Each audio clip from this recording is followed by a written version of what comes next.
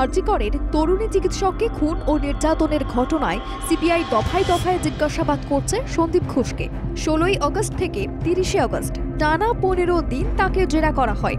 14 বার ডাকা হয় আরজি করের প্রাক্তন অধ্যক্ষ সন্দীপ ঘোষকে। একদিন তিনি যেতে পারেননি। সেদিন তার বাড়িতে হানা দেয় সিবিআই এর স্পেশাল টিম। তল্লাশি চালানোর পাশাপাশি তার বেলেঘাটার বাড়িতেও জিজ্ঞাসাবাদ করা হয় সন্দীপ ঘোষকে। এরপর শনি এবং রবিবার কেন্দ্রীয় তদন্ত সংস্থা তাকে তলব করেনি।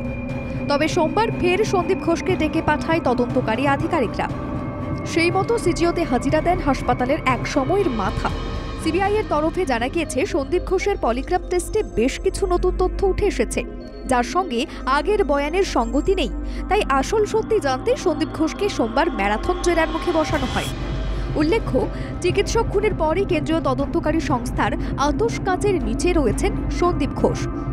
এর মধ্যে আরজি করের প্রাক্তন ডেপুটি সুপার আক্তার আলী সন্দীপ ঘোষের বিরুদ্ধে এক গুচ্ছ অভিযোগ করেছেন। সেই অভিযোগের তালিকায় রয়েছে মর্গ থেকে দেহ লোপাট এবং মেডিকেলের বর্জ্য বেচা কেনার মতো গুরুতর অভিযোগ। তদন্তকারীরা মর্গের মতোই সন্দেহজনক নানা জায়গায় হানাও দিয়েছে। সেই সব তথ্য এখন সিবিআই এর হাতে রয়েছে। এর মাঝে সন্দীপ ঘোষ জানিয়েছেন তিনি সিবিআইকে পূর্ণ সহযোগিতা করতে চান। সেই মতো সিবিআই ডাকলেই তিনি সিজিওতে হাজিরা দিচ্ছেন। তথ্য এবং নথি দিয়ে সহযোগিতা করছেন বলে মনে করছেন অনেকেই।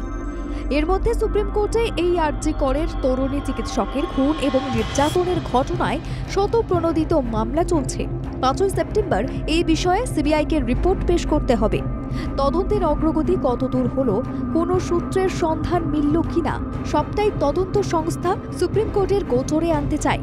তাই 5ই সেপ্টেম্বর পরবর্তী শুনানির দিন সিবিআই এই বিষয়ে কী তথ্য পেশ করে সেটাই দেখার।